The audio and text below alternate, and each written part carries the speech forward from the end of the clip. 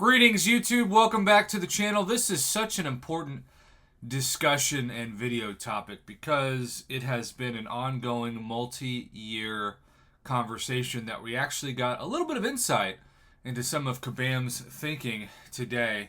Or I guess maybe not today, as I got it today, but really the community got it within this week.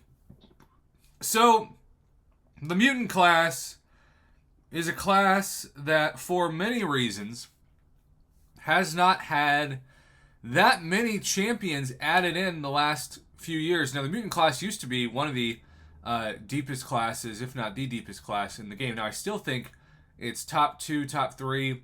It used to be number 1. And that peaked when Apocalypse came into the game, and then subsequently the Apocalypse Cable synergy was realized and embraced. Apocalypse essentially makes any mutant champion get a buff as long as he's being used with them. And that's fantastic. But Kabam decided to go away from making that many more new mutants. Now, for the record, we did get things like an OG Storm buff, which I think has been fantastic. We did get things like more accessibility for whales, including myself, during the gifting / Cyber Weekend event. That's technically Cyber Weekend of 2021 and, I guess 2022. All these years are running together so much that it's kind of making my brain hurt. But you look at the champions, and Toad was also a fantastic addition to the mutant class. And I think Sauron's been solid as well. Most of the champions are older, you know? Also, for mutant champions, they like to talk about how, well, we didn't exactly make new ones, but we did give people OG Deadpool access, Platinum Pool, etc. Gold Pool. So there have been new mutants. They've just been non-traditional in a lot of ways, but that has still not caused the community to ask the question, what the heck? Because we did have a period of time where the same question was being asked, but it was over the science class. Also worth noting, Wolverine finally came and is currently in the featured 6-star pool. So, I want to go to a forum post. Shout out to my man Brian Shadowstrike, who always keeps me updated with the forums, from GMax77, which technically this came out on Thursday. Do you think we've seen a sharp decline in new mutant champs? And the post reads, this is most definitely a speculation thread, but why do you think we've seen such a sharp decrease in new mutant champs? None this year, 3 in 2022. Personally, I would get a kick out of Kabam folding this into the new game, or the in-game storyline, and doing the version of Decimation and House of M, but we'll see. That's just my thoughts. What about you? And so you can see there's a poll, 131 votes. Mutant class exploded, became too powerful was the main vote. And then Horseman Cerebral Pre-Fights have made it difficult to design balanced mutants. We knew that was going to be the case, and have talked about that many times as well on the channel. Nimrod Omega Sentinel, eradicate mutants too easily. Yeah, I mean, those are very specific counters to, say, Battlegrounds and War, but not general questing. Scarlet Witch said no more mutants and poof. That's pretty good. And then something else entirely. So 22 votes, 23 votes, 18 votes, and then 54 votes.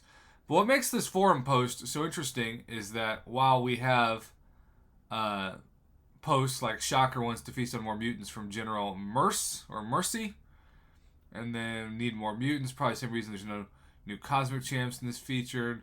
Mutant class is still OP, blah blah blah. You eventually do get Kabam drop the mic. Also, DNA 3000 says Kabam actually adds about 24 champs to the game every year. There are 6 classes, so on average you would expect about 4 champs each class per year. It's the actual breakdown. I swear, DNA 3000 has to work for Kabam just because they're always ready to defend Kabam, but also have really good info, which tells me that the motivation has to be monetary, maybe? You know, it'd be weird if this was all just volunteer, but what do I know?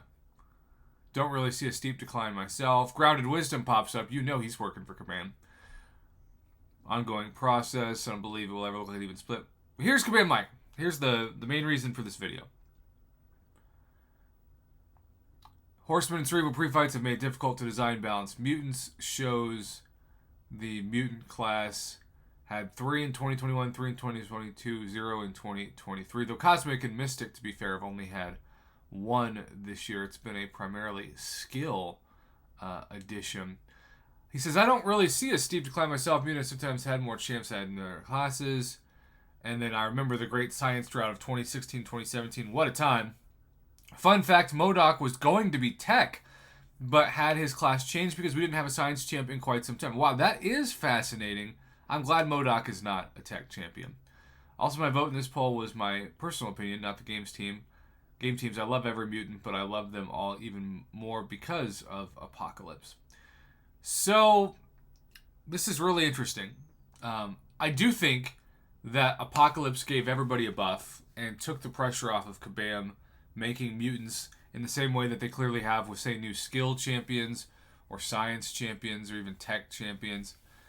Mystic, you could argue, is still a class that needs some love as well. Cosmic is number one, and I don't think, especially in the top half or the top 5, I don't think that's even arguable. And we learn that every time that we do the overall polls on my channel and also just the class-based polls for voting purposes. Anyhow, YouTube, what a fascinating video topic. Thank you again to everybody who participated in this forum post. And let me know what you think about whether or not mutants are hard for Kabam to make. I definitely think that Apocalypse makes it more tricky to design them, and that's why it's mainly been a slowdown of new mutants coming into the game.